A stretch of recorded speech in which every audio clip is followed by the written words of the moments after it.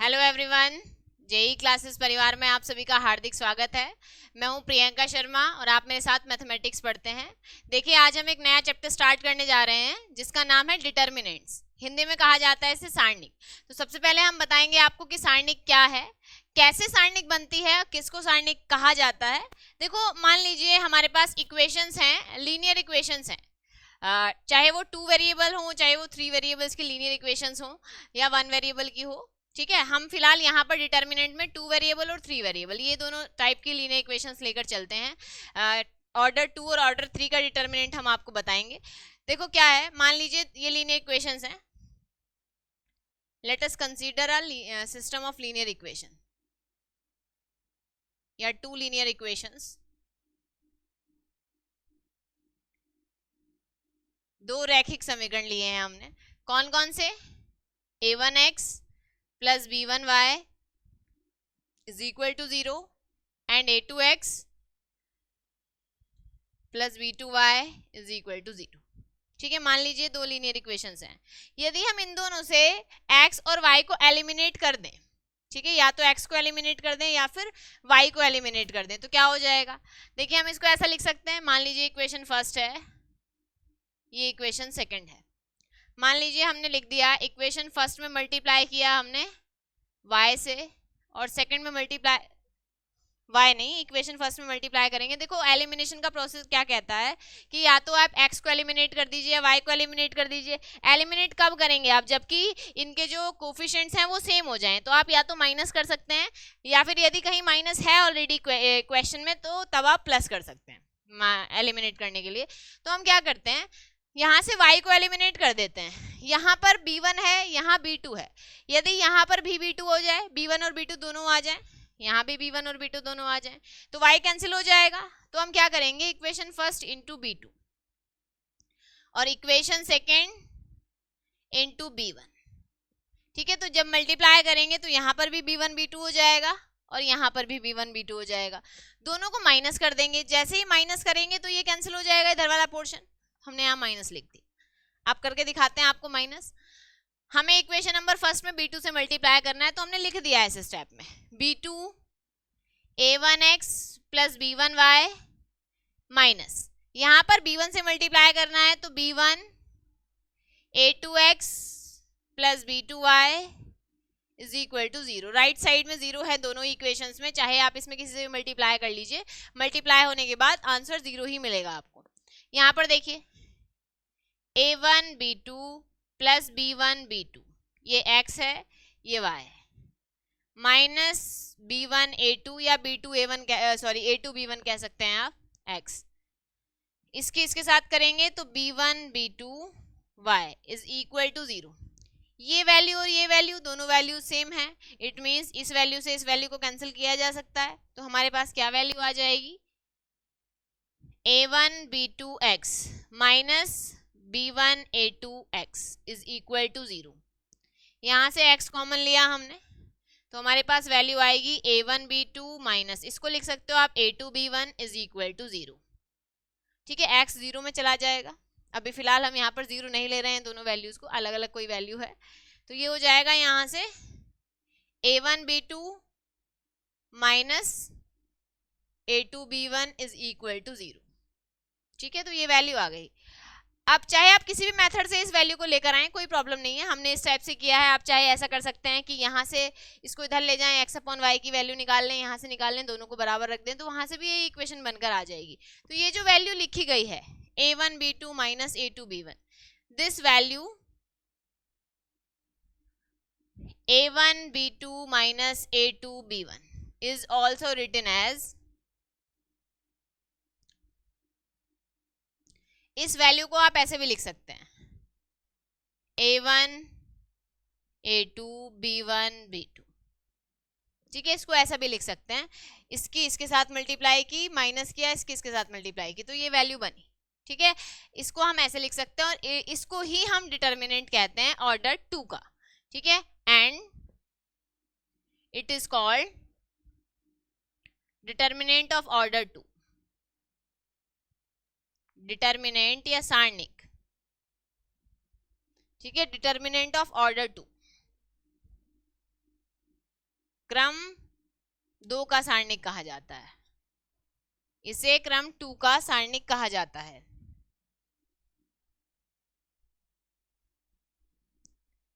Clear?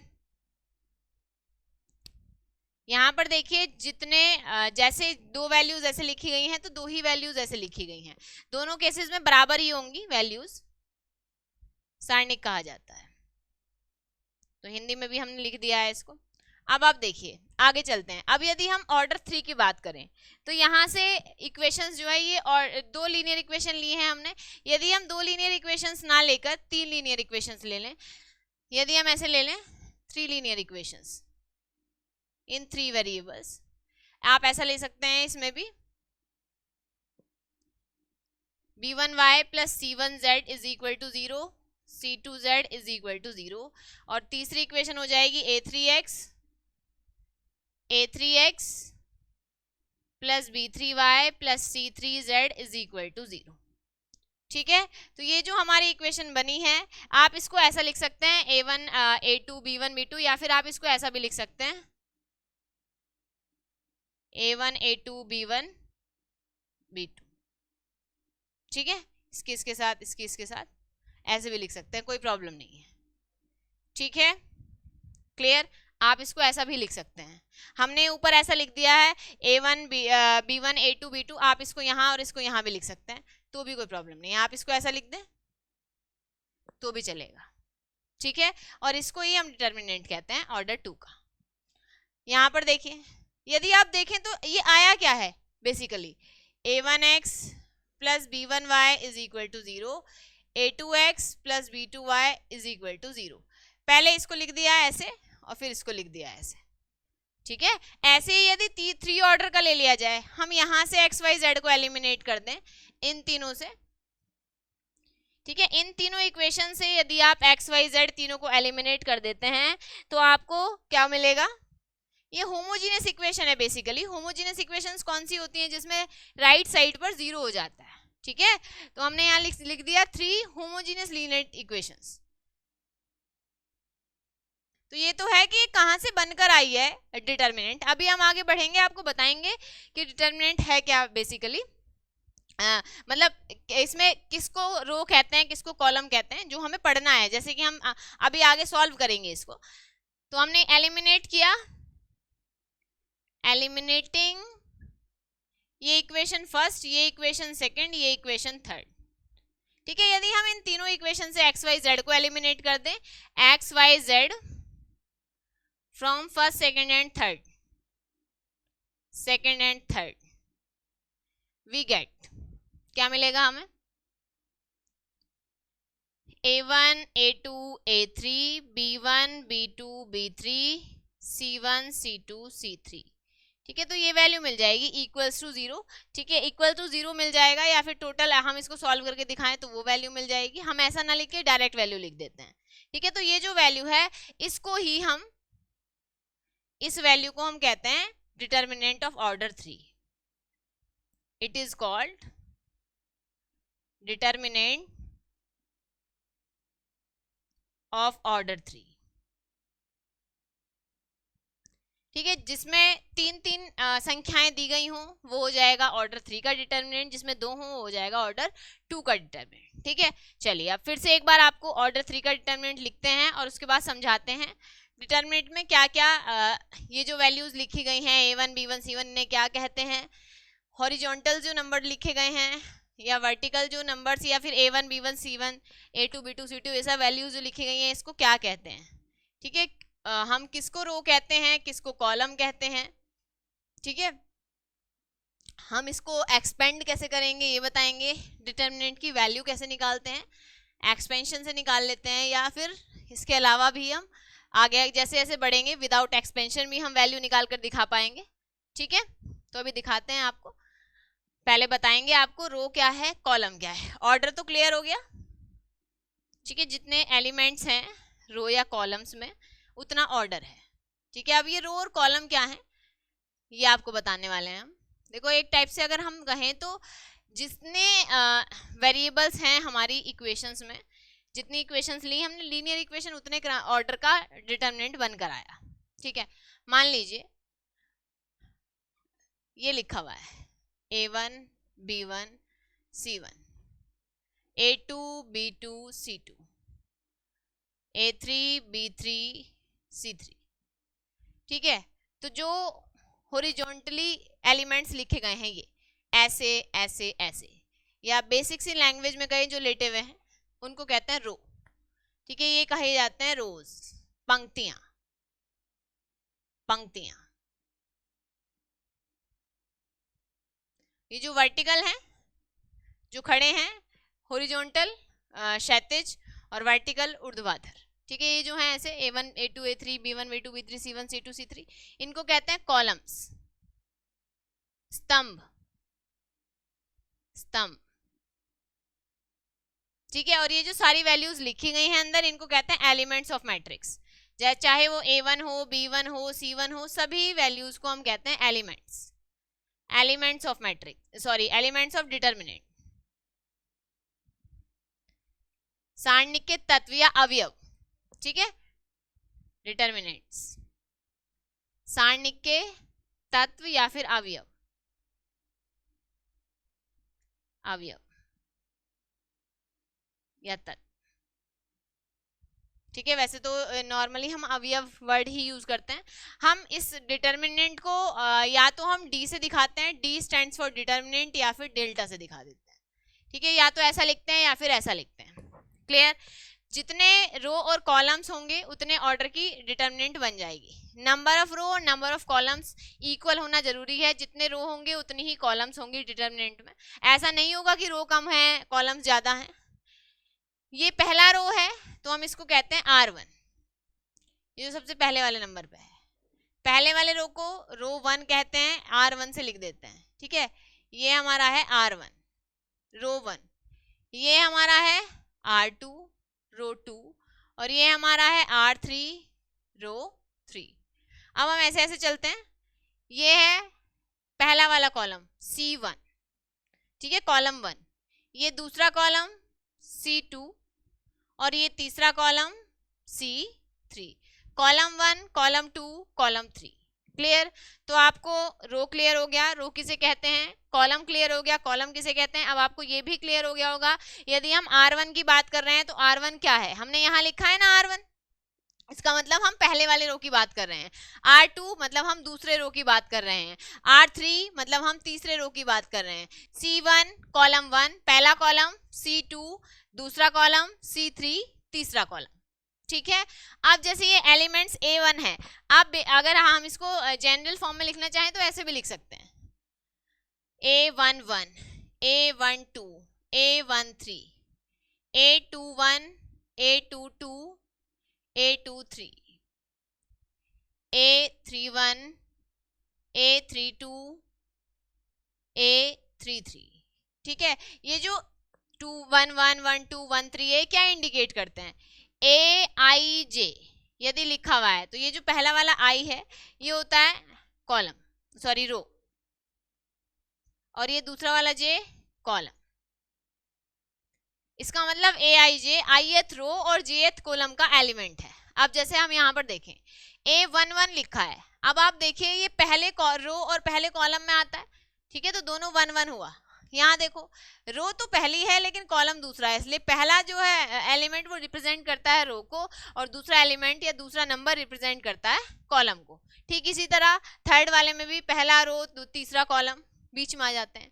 2 2 लिखा है, दूसरा रो दूसरा कॉलम, 2 3 दूसरा रो तीसरा कॉलम, 2 1 दूसरा row first column, second row first column. Clear है, आगे बढ़ते हैं। इसके बाद हम बात कर लेते हैं कि इसको, ये तो हमने बता ही दिया है किससे रिप्रेजेंट करते हैं, नोटेशन क्या है इसका, या तो आप इसको डी से दिखाते हैं या फिर आप इसको डेल्टा से दिखाते हैं, ठीक है, या तो डी से दिखाएंगे या फिर डेल्टा से दिखाएंगे। अब आगे बढ़ जाते हैं, अब हम बात करते हैं माइनर और कोफैक्टर्स की। माइनर और कोफैक्टर से भी हम पहले बात कर लेते हैं वैल्यू की। इसको हम सॉल्व कैसे करते हैं या एक्सपेंशन कैसे करते हैं, वैल्यू ऑफ डिटर्मिनेंट या सारणिक का मान कैसे निकाला जाता है। सारणिक का मान निकालने का सबसे पहला मेथड है कि हम इसको एक्सपेंड कर दें, एक्सपेंशन के बाद हमें वैल्यू मिल जाती है। देखो 2/2 ऑर्डर का डिटर्मिनेंट हम एक्सपेंड करना जानते हैं, हमने अभी लिखा था। यदि ऐसा लिखा हुआ है A1 B2 minus A2 B1, तो हम इसको ऐसा लिख सकते हैं A1 A2 B1 B2, ठीक है। हम इसको ऐसा लिख सकते हैं। यदि हम इस वैल्यू को ऐसा लिख सकते हैं तो इसको वापस ऐसा भी लिख सकते हैं, ठीक है। यदि इसको ऐसा लिख सकते हैं तो वापस इसको ऐसा भी लिख सकते हैं। तो ये इसका एक्सपेंशन है। क्लियर है? चलिए तो लिख लेते हैं हम। अब आपको क्लियर वो बताते हैं, मतलब इंडिपेंडेंटली बताते हैं एक्सपेंशन क्या है। पहले कॉलम 2x2 ऑर्डर का बताएंगे, मतलब पहले हमने जो ये वैल्यू लिखी है इसको लिखकर दिखाएंगे आपको, फिर 3x3 ऑर्डर का डिटर्मिनेंट का एक्सपेंशन करना बताएंगे या वैल्यू निकालना बताएंगे, ठीक है। आप 2x2 ऑर्डर का जानते हैं तो 3x3 का आराम से निकाल सकते हैं, ठीक है, क्योंकि हम 3x3 के डिटर्मिनेंट को सॉल्व करने के लिए 2x2 ऑर्डर के डिटर्मिनेंट का यूज करते हैं, ठीक है। अब कैसे यूज करते हैं ये भी हम आपको दिखाने वाले हैं, ठीक है। साइन मींस चिन्ह की भी बात कर लेते हैं।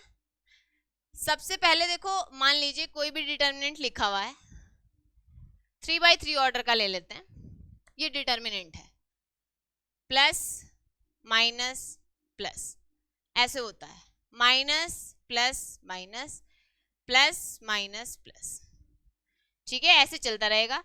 अल्टरनेट चलना है, plus minus plus minus plus minus. आप जब एक्सपेंशन करते हैं तो किसी भी रो या किसी भी कॉलम के अलोंग एक्सपेंशन कर सकते हैं, कोई प्रॉब्लम नहीं है। क्लियर है? पहले करते हैं, लिखते हैं 2x2 ऑर्डर का expansion. Value of A determinant,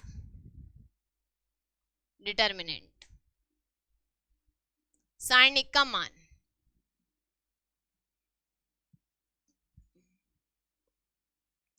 सारणिक का मान पहले हम आपको एक्सपेंशन से निकाल कर दिखाएंगे, तो इसको साथ साथ एक्सपेंशन भी कह देते हैं, प्रसार, एक्सपेंशन प्रसार। देखो मान लीजिए वैल्यू ये लिखी गई है A1 A2 B1 B2, तो आपको क्या करना है, इसके साथ मल्टीप्लाई कर देनी है, A1 B2, फिर माइनस का साइन लगाना है, इसके साथ मल्टीप्लाई कर देनी है A2 B1। तो इसमें तो कंफ्यूजन का की कोई गुंजाइश रह ही नहीं गई है, ये 2x2 ऑर्डर का है, नंबर 1 डाल दिया हमने इसको, ठीक है। ऑर्डर 2 का डिटर्मिनेंट है। अब ये ऑर्डर 3 का डिटर्मिनेंट हो जाए, यदि ये साइन हमें इस टाइप से ले लेना है, तो पहले हम लिखेंगे, ये तो क्लियर है, ऑर्डर 3 का ले लेते हैं, ठीक है। ऑर्डर 3 का डिटर्मिनेंट क्या हो जाएगा, मान लीजिए A1 B1 C1, A11 वाली फॉर्म लेकर चलते हैं, ठीक है, या A1 B1 C1 वाली फॉर्म भी ले लेते हैं, कोई प्रॉब्लम नहीं है, आसान रहेगा लिखने में। मान लीजिए ये लिखा गया है A1 B1 C1, A2 B2 C2, A3 B3 C3। शुरुआत करना है पहले एलिमेंट से, हमने लिख दिया A1 लिया है, तो A1 जिस रो और जिस कॉलम दोनों में आता है उन दोनों को छोड़ देना है, इन दोनों रो और कॉलम को हटा के जो बचता है उसको लिख लेना है। हमने इसको हटा दिया है, इसको हटा दिया है, ये बच जाता है। ये देखो इसमें 4 एलिमेंट्स हैं, 2 रो हैं 2 कॉलम हैं, तो इसको एज इट इज लिख लेंगे 2x2 ऑर्डर का determinant B2 B3 C2 C3, ठीक है। ये है expansion along R1, expansion along R1 के सापेक्ष प्रसार करने पर, ठीक है, या विद रेस्पेक्ट टू R1 कह सकते हैं, R1 के सापेक्ष प्रसार करने पर, थोड़ा नीचे लिख देते हैं, के सापेक्ष प्रसार करने पर। कर तो आप किसी के भी सापेक्ष सकते हैं, क्या हो जाएगा, आपने लिखा ये D है, D is equal to A1, इसको छोड़ दिया, इसको छोड़ दिया, ये हमने डिटर्मिनेंट की फॉर्म में लिख लिया है, तो हमने लिखा है इसको B2 B3 C2 C3 plus फिर माइनस फिर plus, means plus minus plus, R1 चल रहे हैं, इसके सापेक्ष चल रहे हैं, R1 ही है, तो ये हो जाएगा माइनस B1, B1 हमने लिया है, तो हमने आपको बताया कि जिस भी एलिमेंट को आप ले रहे हैं वो जिस रो और जिस कॉलम में आता है उसको छोड़ देना है। इसका मतलब ये रो और ये कॉलम दोनों छोड़ देंगे, मतलब ये कॉलम और ये रो। तो क्या क्या बचा, दो एलिमेंट ये बचते हैं, दो एलिमेंट ये बचते हैं, तो लिख लेंगे इनको A2 A3 A3 C2 C3। ठीक है, आगे बढ़ जाते हैं। हमने आपको बताया था पहले प्लस है फिर माइनस है फिर प्लस है, तो प्लस C1 लिया है, इसका मतलब आप इसको छोड़ देंगे, इस रो को, C1 वाली रो को छोड़ देंगे और C1 वाली कॉलम को छोड़ देंगे। तो क्या क्या बचेगा, A2 A3 B2 B3 A2 A3 B2 B3 is equal to 0। ठीक है, अच्छा इक्वल टू 0 नहीं है, एक्चुअली इक्वेशन नहीं है, हम इसको बस एक्सपेंड कर रहे हैं। अब इसको आगे बढ़ाते हैं। 2/2 ऑर्डर का तो आप सीख ही गए हैं कैसे सॉल्व करना है, इसके साथ मल्टीप्लाई करेंगे तो B2 C3 माइनस इसके साथ मल्टीप्लाई करेंगे B3 C2 माइनस B1 इसके साथ मल्टीप्लाई A2 C3 माइनस इसके साथ A3 C2। ठीक है, प्लस C1 इसके साथ मल्टीप्लाई A2 B3 इसके साथ A3 B2। ठीक है, तो जो भी वैल्यू आएगी इसे सॉल्व करने के बाद वही हमारा आंसर हो जाएगी। ये तो वो है जबकि हम R1 के रेस्पेक्ट में कर रहे हैं, या तो आप लिख लीजिए expansion with respect to R1, हमने लिख दिया अलोंग R1 के सापेक्ष आप प्रसार करेंगे। आप चाहें तो कॉलम के सापेक्ष भी कर सकते हैं, आप R1 के सापेक्ष भी कर सकते हैं, R2 के सापेक्ष भी कर सकते हैं। यदि आप R2 ले रहे हैं तो यहाँ से स्टार्ट करेंगे। देखो ये क्या है, पहले माइनस फिर प्लस फिर माइनस। सेम कंडीशन आप R3 के लिए भी अप्लाई कर सकते हैं। R3 में क्या है, पहले प्लस फिर माइनस फिर प्लस, जैसे हम इसमें चले हैं। मान लीजिए आप A2 से शुरू करते हैं तो A2 ले लेंगे, यहाँ मान ली लिख लिया हमने, A2 से स्टार्ट करते हैं तो पहले माइनस A2 लिया है तो इसको छोड़ देना है और दो एलिमेंट्स को हमें छोड़ देना है। किस किस को छोड़ देना है, मान लीजिए इसको और इसको, तो A1 A3 ये हो जाएगा आपका A1 A3। यदि आप A2 ले रहे, नहीं A1 नहीं, इसको और इसको छोड़ेंगे तो B1 B3 और C1 C3। आगे बढ़ते हैं, A2 के बाद क्या आ जाएगा, प्लस का B2 आ जाएगा। B2 लिया है तो इसको छोड़ दिया हमने, इसको छोड़ दिया, A1 A3 और C1 C3।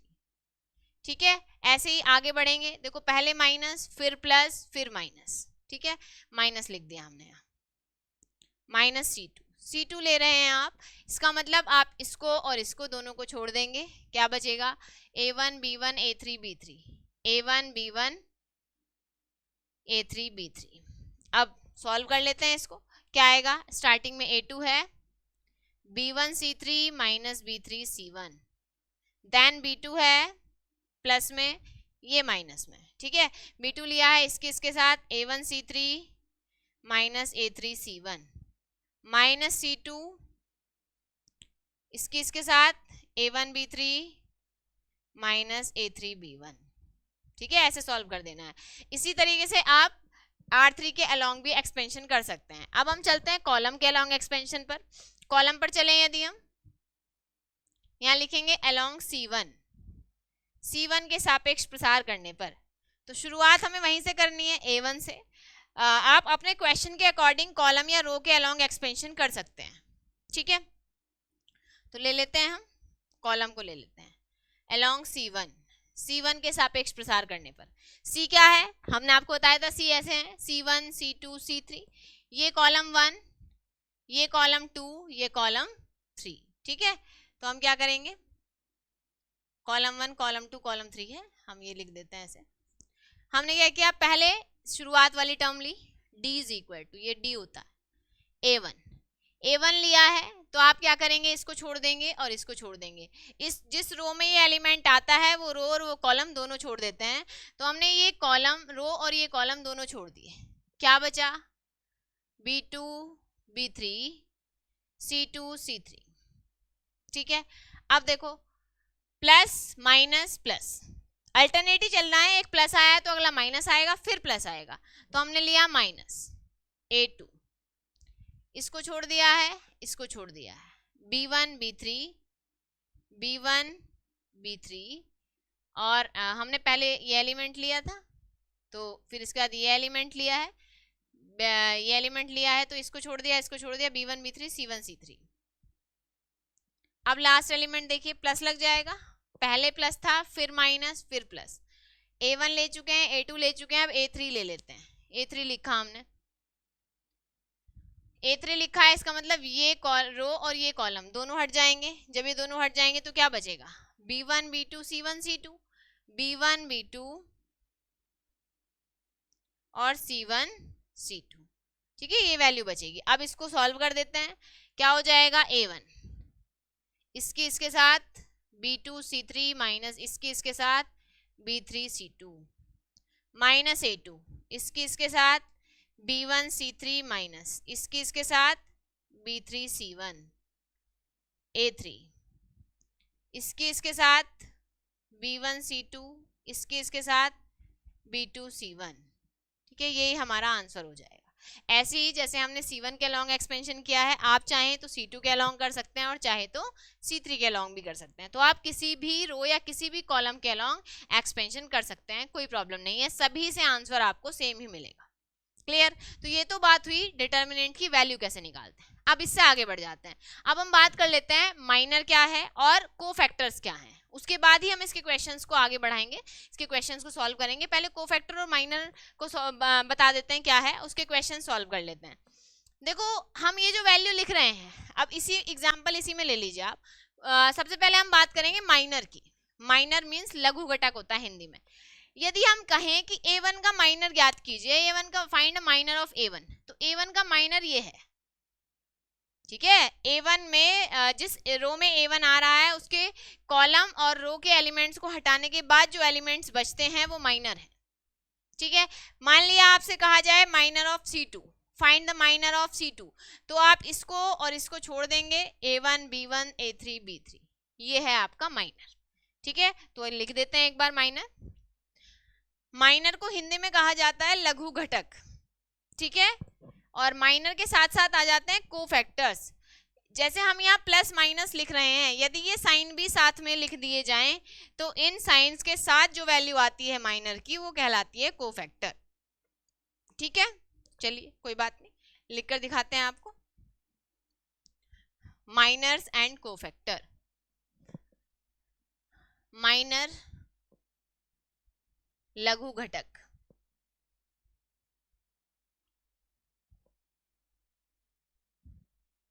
लघु घटक एंड कोफैक्टर्स,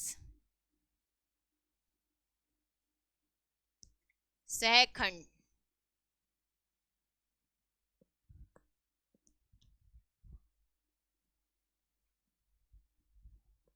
ठीक है। अब मान लीजिए ये लिखा हुआ है ABCDEF GHI, ये कोई भी डिटर्मिनेंट दी गई है, ठीक है, ये कोई भी डी है।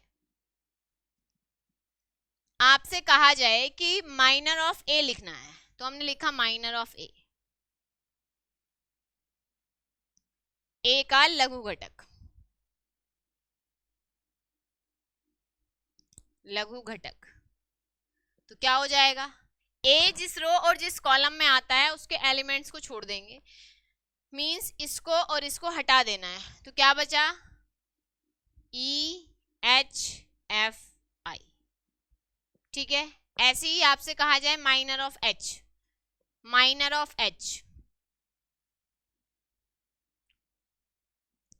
H का लघु घटक, क्या हो जाएगा H का लघु घटक, H ये है, इसका मतलब ये रो और ये कॉलम हट जाएगा, तो हमारे पास वैल्यू आएगी ADCF, ठीक है। ये रो कॉलम और ये रो, इन दोनों को हम छोड़ देंगे, जो बचा हुआ है उसको लिख देंगे ADC और F। इसको सॉल्व कर देते हैं, सॉल्व करेंगे तो क्या हो जाएगा, इसकी इसके साथ मल्टीप्लाई EI, माइनस का साइन लगाएंगे, इसकी इसके साथ मल्टीप्लाई HF, ठीक है। ऐसे ही नीचे देखो, इसकी इसके साथ AF माइनस इसकी इसके साथ DC या CT, ठीक है, तो यहाँ पर तो फिलहाल ABCD की फॉर्म में हमने लिखा है, इनकेस यहाँ पे न्यूमेरिकल वैल्यू दी जाती तो भी हम इसी टाइप से लिख देते। ठीक है, अब हम बात कर लेते हैं कोफैक्टर्स की, सहखंड। इसी के कोफैक्टर की बात कर लेते हैं। देखो मान लीजिए हमें किसी का भी कोफैक्टर लिखना है, कोफैक्टर ऑफ A, तो क्या हो जाता है ये -1 raise to the power row plus column into minor of A।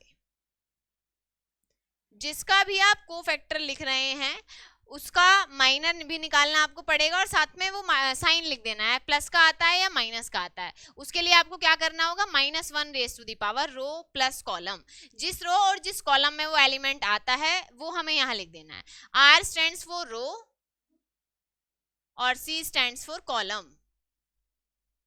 रो मतलब पंक्ति और कॉलम मतलब स्तंभ। ठीक है, जिस रो और जिस कॉलम में ये एलिमेंट आ रहा है वो हमें लिखना है। ठीक है, अब हम जैसे ए के कोफैक्टर की बात कर रहे हैं, सहखंड कहते हैं हिंदी में इसको, ए का सहखंड क्या हो जाएगा, -1 रेज टू दी पावर, कौन सी ये किस रो और किस कॉलम में आता है, पहली रो में है, पहली कॉलम में है, तो R की वैल्यू भी 1, C की वैल्यू भी 1, 1 + 1। माइनर ऑफ ए क्या हो जाएगा, इसको और इसको छोड़ देंगे। वैसे तो हम वैल्यू निकाल चुके हैं, बट यदि हमसे ये ना कह के सीधा ये कहा जाए निकालने के लिए, तो आप लिखेंगे वैल्यू, इसको और इसको छोड़ेंगे तो EHFI सॉल्व कर देना है। -1 का स्क्वायर हो जाएगा, ये हो जाएगा EI - HF या FH। -1 का स्क्वायर +1 हो जाता है तो EI - HF। ये तो हुआ आपका ए का कोफैक्टर। वैसे तो यही वाले साइन आ जाएंगे, आपको यदि ये पता है कि किस नंबर पे कौन सा साइन आता है प्लस माइनस, तो आप प्लस माइनस लगा दीजिए, कोई प्रॉब्लम नहीं। अब हम बात कर लेते हैं एफ के लघु घटक की, सॉरी एफ के कोफैक्टर की। ठीक है, कोफैक्टर ऑफ एफ लिख देते हैं इस बार। जैसे हमने कोफैक्टर ऑफ ए लिखा है ऐसे ही कोफैक्टर ऑफ एफ लिख देते हैं, तो देखिए आपको और अच्छे से समझ में आ जाएगा कोफैक्टर और माइनर क्या है। मान लीजिए हमने कहा cofactor of F of F का सहखंड, तो एफ का सहखंड क्या हो जाएगा,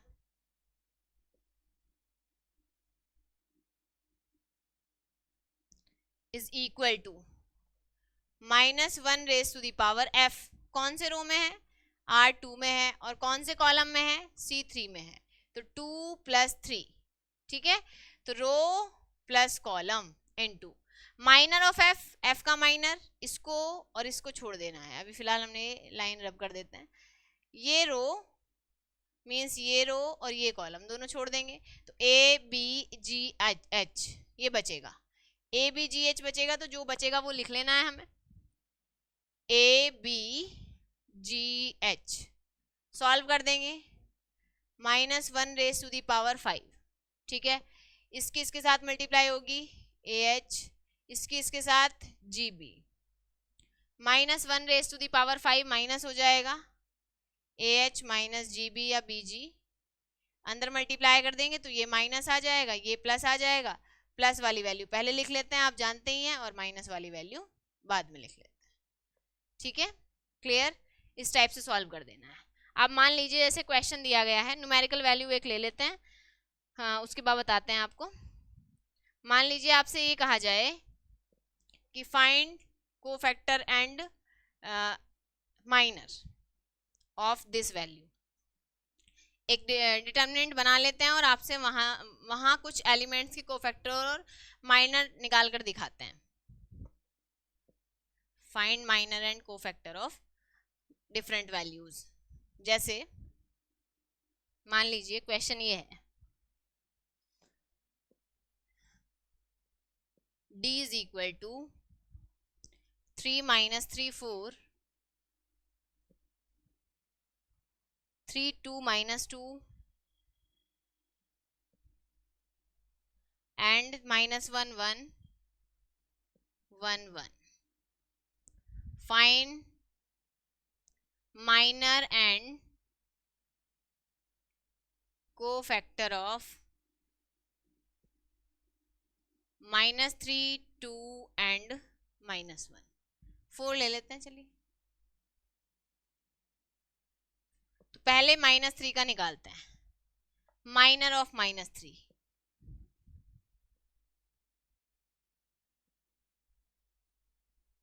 -3 का लघु घटक,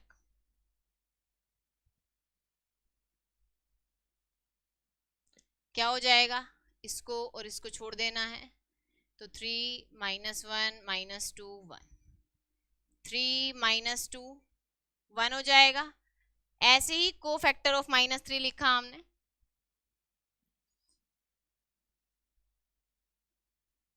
-3 का सहखंड, -1 की पावर कितना हो जाएगा, ये जो -3 है ये फर्स्ट रो और सेकंड कॉलम में आता है, 1 + 2, साथ ही इसका माइनर भी लिखना है, तो इसको और इसको छोड़ने पर क्या बचता है, 3 -1 -2 1। अब कर लेंगे सॉल्व, -1 की पावर 3, इसके साथ मल्टीप्लाई, इसके साथ 3 -2, सॉरी माइनस माइनस प्लस हो जाएगा, ये माइनस वो है जो आता है हमारा फॉर्मूले में, -1 की क्यूब -1 × 1, तो फाइनली -1। ठीक है, जैसे हमने -3 को सॉल्व किया है या -3 का निकाला है, वैसे ही आप 2 और 4 का निकाल सकते हैं, कोई प्रॉब्लम नहीं। ठीक है, तो आज आप सीख गए हैं कि डिटर्मिनेंट किसको कहा जाता है, 2 और 3 ऑर्डर का डिटर्मिनेंट क्या है, डिटर्मिनेंट का रो और कॉलम किसे कहते हैं, डिटर्मिनेंट की वैल्यू हम कैसे निकालते हैं, एक्सपेंशन कैसे करते हैं, चाहे वो रो के अलोंग है चाहे कॉलम के अलोंग है, और साथ ही हम कोफैक्टर और माइनर कैसे निकालते हैं, ये सब हम सीख गए हैं। अब क्वेश्चंस हम इससे अगली वाली क्लास में सॉल्व करेंगे। तो आज हमने जितना भी आपको सिखाया है वो सब एक बार फिर से पढ़ लीजिएगा, यदि कोई कंफ्यूजन है तो आप रिपीट देख लीजिएगा क्लास को, मींस 1 या 2 बार फिर से देख लीजिएगा, तो आपको डेफिनेटली क्लियर हो जाएगा। सारा पढ़ के आइएगा नेक्स्ट क्लास में, ताकि आपको अगले वाले क्वेश्चंस को समझने में कोई प्रॉब्लम ना हो। ठीक है, चलिए फिर खत्म करते हैं हम आज की क्लास को, मिलते हैं आपसे नेक्स्ट क्लास में इसके क्वेश्चंस के साथ। तब तक आप अपना और अपने परिवार का ध्यान रखिए और प्रैक्टिस करते रहिए। धन्यवाद, जय हिंद, जय भारत।